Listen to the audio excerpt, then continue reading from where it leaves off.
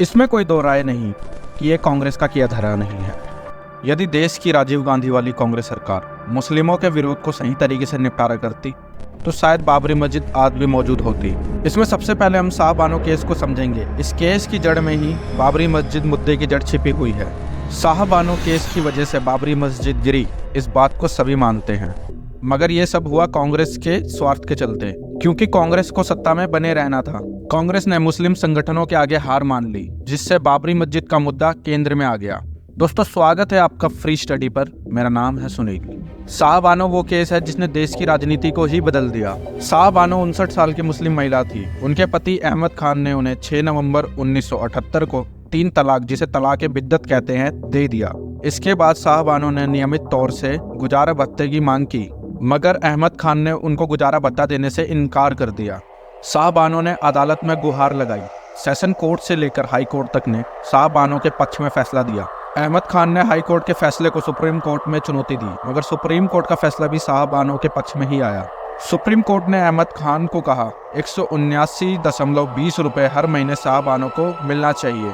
बस इसी फैसले को मुस्लिम समुदाय ने अपने पर्सनल लॉ में हस्तक्षेप माना। इसके खिलाफ देश में धरना प्रदर्शन हुए। उस समय देश के प्रधानमंत्री थे राजीव गांधी, जो मुस्लिम समुदाय के इस दबाव को झेल नहीं पाए। दोस्तों, मुस्लिम समुदाय अदालत के फैसले का विरोध इसलिए कर रहा था क्योंकि तलाक के मामले में मुस्लिम समुदाय के लिए शरीयत का कानून लागू था।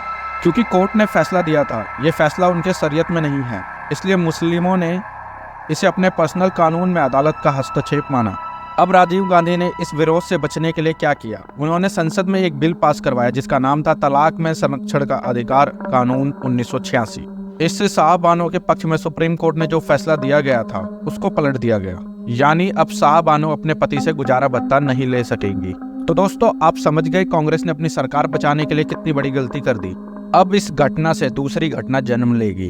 इसकी प्रतिक्रिया के रूप में हिंदू समुदाय में गुस्सा फूट पड़ा। इसके बाद राजीव गांधी सरकार द्वारा हिंदुओं को शांत करने के लिए बाबरी मस्जिद में लगे ताले को खोलने का फैसला लिया गया। फरवरी 1986 फैजाबाद जिला न्यायाधीश किशन मोहन पांडे ने बाबरी मस्जिद में लगे ताले को खोलने का फैसला सुनाया। हिंदुओं की आस्था ताला खुलने से काफी बढ़ गई और साधु संतों ने मंदिर की शिलान्यास करने की घोषणा भी कर दी। 1990 के दशक में राम मंदिर का मुद्दा राजनीति का केंद्र विषय था।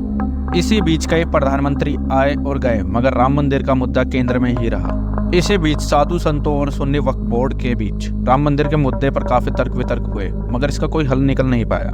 और आखिरकार 30 अक्टूबर 1992 को धर्म संसद की बैठक में समझौते की जो बातचीत चल रही थी उसके फेल होने की घोषणा कर दी गई और 6 दिसंबर 1992 को कार सेवा करने का ऐलान किया गया।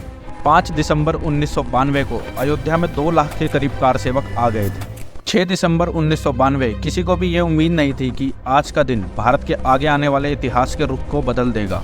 इस दिन अयोध्या में जोशीले भाषण दिए जा रहे थे। इतने लोगों के आगे सुरक्षा घेरे का कोई महत्व नहीं था। देखते ही देखते भीड़ बेकाबू हो गई और बाबरी मस्जिद पर चढ़कर कार सेवक मस्जिद को तोड़ने लग गए। पुलिस उस समय हक्की बक्की रह गई। प्रशासन पूरी तरह से ध्वस्त पड़ गया। इतनी भीड़ के आगे सुरक्षाकर्मी भी कुछ कर नहीं पाए और आखिरकार 1:55 पर पहला गुम्बद गिरा दिया गया। 3:30 पर दूसरा गुम्बद भी गिरा दिया गया और 5 बजे के करीब मेन गुम्बद भी गिरा दिया गया। इसके बाद पूरे देश में सांप्रदायिक दंगे भड़क गए, जिसमें करीब 1600 के आसपास लोगों की मृत्यु हो गई। दोस्तों, कहा जाता है इस घटना के बाद से भारत में हिंदू मुस्लिम तनाव परमानेंट हो गया। तो दोस्तों, आप समझ गए कि कैसे शाहबानो केस ने बाबरी मस्जिद के मुद्दे को खोल दिया। आशा करता हूँ आपको ये वीडियो इन्फॉर्मेटिव लगी होगी। यदि आपको ये वीडियो पसंद आई है तो लाइक करें, शेयर करें और चैनल को सब्सक्राइब करना ना भूलें। धन्यवाद।